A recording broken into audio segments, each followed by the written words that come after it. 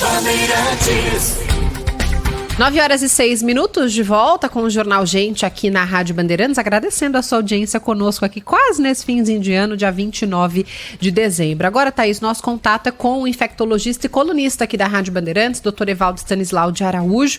A gente vai falar de tudo um pouco, mas vamos começar com o Covid. Agora há pouco, Felipe Killing aqui conosco, falando da Europa, de uma questão delicada e, é claro, doutor, também citando a China, que volta a ser o epicentro da Covid.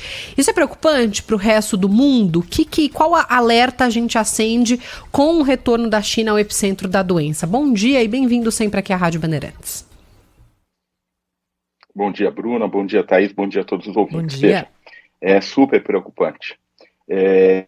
Infelizmente, esse assunto da Covid ele não vai embora, né? A gente quer se livrar desse assunto, mas ele não vai embora.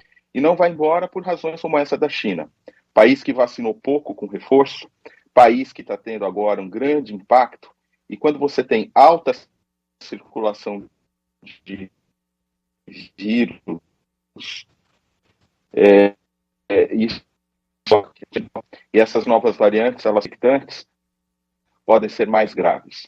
Veja que ontem foi anunciado que em 2 voos que chegaram da China, quase a metade dos passageiros testou positivo para a Covid ao desembarcar no país de destino. Isso significa que não só eles estão trazendo vírus, como eles podem estar trazendo novas variantes. Então, é um grande problema. Eu diria que o mundo inteiro tem que ficar em alerta e a gente precisa redobrar as nossas medidas de controle, que em essência são as de sempre. Vigilância, vacina no máximo possível e o uso da máscara quando recomendado. Doutor Evaldo, é claro que a gente também aqui hoje está voltado na Rádio Bandeirantes para entender como vai funcionar o próximo governo que começa agora no dia 1º, não é? E, durante a pandemia, a questão do SUS foi uma questão extremamente debatida e se o Brasil não teve um desempenho pior do que teve na pandemia foi graças ao Sistema Único de Saúde, que ainda tem muitos problemas, que ainda tem um atendimento precário, quem usa reclama, mas é um atendimento universal que poucos países do mundo garantem, como a gente garante aqui no SUS. O senhor, como pessoa que conhece o sistema de saúde, vê que tipo de melhora que é possível se implementar no Sistema Único de Saúde no Brasil? Olha, Thaís, essa é uma pergunta complexa. Eu tive a oportunidade de participar de algumas atividades do grupo de transição e o que a gente percebe é que é realmente terra arrasada.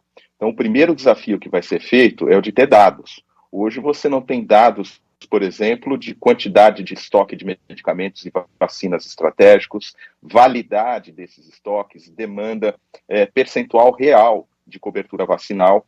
Então, eu acho que um primeiro choque de realidade vai ser fazer um levantamento real de todas as necessidades, isso vai ter que ser feito com muita rapidez. Segundo, eu acho que já existem negociações do Ministério da Saúde, essas negociações deverão ser aceleradas e potencializadas com os fabricantes de vacina, e em paralelo, com grande capacitação das redes para que a gente vacine mais. Porque é importante que, além de ter vacina, a gente tenha capacitação, porque senão você tem vacina e acaba acontecendo o que está acontecendo agora, por exemplo, que o público, para quem está liberada a vacina infantil, por exemplo, não vá se vacinar, e aí você tem, já tem pouca vacina e o pouco que você tem, você não usa. Então, eu acho que nós vamos ter que ter levantamento de dados, capacitação das redes para que elas vacinem bem e, em paralelo, o recebimento de mais vacinas. E, a partir daí, também, outras atividades importantes que esse grupo que vai assumir faz muito bem, que é a educação profissional, porque, por incrível que pareça, Thaís, nós ainda temos muita desinformação entre médicos, inclusive, que sequer interpretam adequadamente tempo de isolamento, provas diagnósticas, quando tratar. Vou dar um exemplo concreto.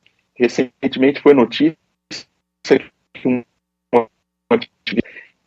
que a maioria dos colegas não sabe usar esse medicamento. Então, uma melhora imediatamente. Eu creio que tudo isso é objeto de avaliação, estudo e planejamento da nova equipe que vai chegar. Então, o nome Nízia Trindade é um nome que agrada a comunidade médica de forma geral. Uma pessoa capacitada que comandou a Fiocruz e estava ali à frente da Fiocruz durante a pandemia, né, doutor? Não, sem dúvida. A doutora Anísia é uma pessoa absolutamente acostumada com os trâmites da gestão, mas ela não está sozinha. Ela vem acompanhada de um secretariado, de diretores, os próprios profissionais que já são de carreira do Ministério, todos os outros níveis de gestão do SUS, os secretários estaduais de saúde que chegarão, os secretários municipais que continuam. Então, eu vejo que agora o SUS, que é realizado, né, como característica, ao mesmo tempo ele precisa ter um núcleo central bem formado. Eu acho que a doutora Anísia tem todas as condições, junto com a sua equipe, de pilotar essa potência, né, na saúde. Doutor Evaldo, muito se falou que durante a pandemia de Covid, naqueles momentos mais críticos, tudo que era adiável foi adiado na saúde pública. Exames, cirurgias eletivas, e que isso gerou um grande acúmulo, que em algum momento vai ter que ser desovado. Qual que é o panorama que existe hoje em relação a isso? Olha, Thaís, esse passivo, ele começa primeiro numa situação que a gente chama todas as mãos trabalhando, né? All deck, no termo em inglês, que foi a pandemia, né? O início da pandemia, e que desviou uma série de recursos assistenciais e profissionais de outras especialidades, inclusive, para cuidar de Covid. Então, esse foi um primeiro impacto. O segundo foi essa demanda que foi reprimida, e aí a gente tem que reconhecer que o Brasil é um país doente. Nós temos hoje um envelhecimento da nossa população, esse envelhecimento ainda não é saudável, então nós temos muitas doenças crônicas não transmissíveis, nós temos muito trauma, nós temos câncer, nós temos as doenças cerebrovasculares, cardiovasculares, as doenças metabólicas, tudo isso começa a ficar parado quando você tem esse primeiro momento da pandemia, potencializado pela desorganização da rede, potencializado pela demanda excessiva. Hoje, a situação é que nós temos cirurgias eletivas paradas, nós temos os sistemas de urgência e emergência muitas vezes sobrecarregados, porque quando você não encontra a rotina funcionando bem, você entra pela porta da emergência, isso não é bom, e é outro foco de atenção que precisa ser priorizado. Está na alça de mira do novo ministério, planos estão sendo feitos, como mutirões, ativação de leitos fechados. E um outro dado que eu acho extremamente importante, que é a telemedicina. A telemedicina, eu acho que ela será uma ferramenta muito importante para a gente conseguir lidar com esse passivo das doenças eletivas que estão represadas. Doutor Evaldo, em relação à vacina de coronavírus contra o Covid, a gente já tem quatro doses, né, disponíveis para a população. Em muitos momentos ao longo dos períodos mais críticos da pandemia, a gente falou que era uma vacina contínua, que muito provavelmente precisaríamos tomar esse reforço anualmente. Vem aí uma quinta dose para 2023? O que os estudos indicam? Quais que devem ser os percursos aí de vacinação a partir do ano que vem? O senhor acredita nisso? Hoje, falando em quarta dose, olhando para o Brasil, a gente tem um índice de vacinação bem mais ou menos, né? Muita gente deixou de voltar para os postos para procurar vacina. Será que mais uma dose daria certo? Ela é mesmo necessária? Qual que é a atualização em relação a esse tema? Vamos voltar para a pergunta da China, Bruna. Qual é o grande problema da China hoje? Pouca cobertura de dose de reforço. Então, para a gente não ter problema com a Covid, nós precisamos ter uma imunidade preservada. E imunidade se preserva com vacina. Então, qual é a expectativa da vacina? Nós temos hoje as vacinas bivalentes, que têm as variantes da Omicron, tanto a BA1, BA2, como a BA4, BA5, nas formas mais modernas, e a gente tem o vírus original. Então, a expectativa é que o Brasil acelere a incorporação das vacinas bivalentes, inicialmente para as populações de maior vulnerabilidade e depois isso expandido para toda uma população. Então, vai vir, sim, quinta dose, poderemos ter a sexta, a sétima, quantas doses forem necessárias.